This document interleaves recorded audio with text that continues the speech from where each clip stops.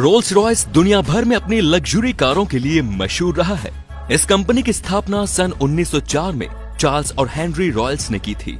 इन दोनों ने एक साथ मिलकर कारों का निर्माण और बिक्री शुरू की, जिसके बाद कंपनी का नाम रोल्स रॉयस पड़ा।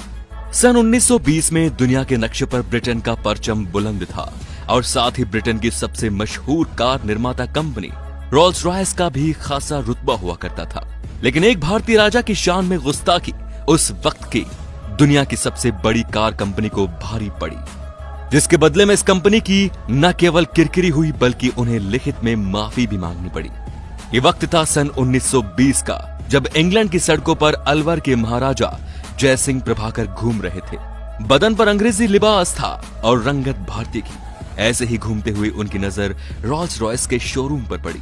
उत्सुकतावश वो शोरूम में दाखिल हो गए और वहां पर मौजूद गाड़ियों के फीचर्स और कीमत के बारे में जानने के लिए सेल्समैन से बात करने लगे। साधारण वेशभूषा और एक भारतीय चेहरे को देखकर उस सेल्समैन ने राजा जयसिंह को ऊपर से नीचे तक देखा और उन्हें शोरूम से बाहर निकाल दिया। शायद उस वक्त सेल्समैन के दिमाग पर ब्रिटेनी हुकूमत का नशा रहा होगा, जो एक भारतीय चेहरे के पीछे छिपे महाराज को न पहचान सका। शोरूम से बाहर निकलने के बाद जयसिंह सीधे होटल पहुंचे और अपने नौकरों को कहा कि रोल्स रॉयस के शोरूम को तत्काल इस बात की सूचना दी जाए कि अलवर के महाराजा जयसिंह शोरूम पर आ रहे हैं। महाराजा के आगमन की खबर शोरूम तक पहुंचते ही वहां पर अफरा तफरी मच गई और तत्काल आओ भगत के लिए रेड कार्पेट बिछा दिया गया। दिए गए समय के अनुसार जयसिंह अपने शाही लिबास और जेवरातों को पहने हुए शोरूम पर पहुंचे। बेशक उनकी मुलाकात उस सेल्समैन से भी हुई थी, लेकिन उन्होंने बस शोरूम में मौजूद कारों के बारे में पूछताछ की। उस वक्त शोरूम में केवल 6 कारें मौजूद थी। जयसिंह ने सभी 6 कारें तत्काल खरीद ली और उनकी कीमत नकद और जेवरात में चुकाई।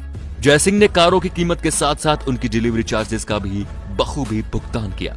कारों को खरीदने के बाद महाराजा जयसिंह वापस अपने वतन लौट चुके थे। रोल्स रॉयस की सभी 6 कारें भी कुछ दिनों बाद भारत पहुंची और उन्हें महाराज के महल में लाया गया। उस दौर में रोल्स रॉयस की कारें शाही शान की पहचान हुआ करती थी, लेकिन जयसिंह के जहन में अभी भी अपनी बेइज्जती का घाव ताजा था। उन्होंने उन सभी कारों को शहर का कचरा साफ करने के लिए म्युनिसिपैलिटीज के हवाले कर दिया और हर रोज ये कारें शहर का कचरा उठाने लगी। जब रोल्स रॉयस की कारों के आगे और पीछे झाड़ू बांधकर शहर की सड़कों पर उतारा गया तो यह खबर किसी जंगल में लगी आग की तरह फैल गई। बेशक इसमें वक्त लगा होगा, लेकिन इसकी तपिश ब्रिटेन तक भी पहुंची। रोल्स रॉयस की कारें, जिनकी छवि उस वक्त की सबसे शाही कारों में से थी, उससे भारत में एक राजा शहर की सड़कें साफ करवा रहा था। इस खबर से रोल्स रॉयस की छवि भी धूमिल हो गई और बाजार में भी उसे तगड़ा झटका लगा। साख के साथ शेयर भी गिर चुके थे, जिसके बाद कंपनी ने राजा जयसिंह को एक पत्र लिखकर उनके सेल्समैन द्वारा किए गए बर्ताव के लिए माफी मांगी और उन्हें 6 और रोल्स रॉयस कारें मुफ्त में देने की बात कही। राजा जयसिंह ने रोल्स रॉयस के माफीनामे को मान लिया और म्युनिसिपैलिटीज को आदेश दिया कि अब वो कारों से कचरा न उठाएं। इस तरह जयसिंह ने बड़े ही सूझबूझ से ब्रिटेन की सबसे बड़ी कार कंपनी रोल्स रॉयस का गुरूर तोड़ दिया। तो दोस्तों, भारतीय राजाओं के शौक और रुतबे के आगे कोई कुछ नहीं। महाराजा जयसिंह ने अपनी बेइज्जती का बदला कुछ इस प्रकार लिया कि रोल्स रॉयस को घुटनों पर ला खड़ा किया। आज भी यह कहानी सुनकर हर भारतीय का सीना चौड़ा हो जाता है।